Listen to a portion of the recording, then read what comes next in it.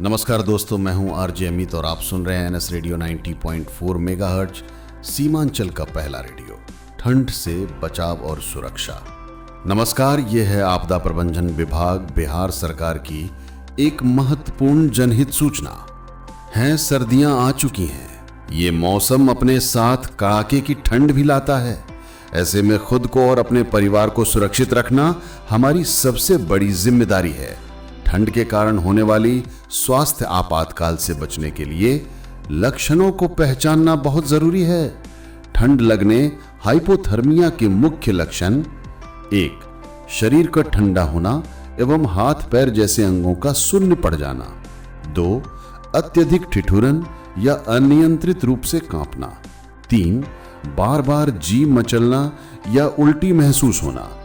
4. अर्ध बेहोशी की स्थिति अथवा पूरी तरह से बेहोश हो जाना। यदि आपको या आपके आसपास किसी को भी ये लक्षण महसूस हों तो तुरंत आपातकालीन सहायता लें। एक पल की देरी भी भारी पड़ सकती है। किसी भी आपातकालीन सहायता के लिए आपदा प्रबंधन विभाग के राज्य आपातकालीन संचालन केंद्र पर तुरंत संपर्क करें। हमारी हेल्पलाइन है 06122294204205 और हमारा आपातकालीन सहायता नंबर है 1070।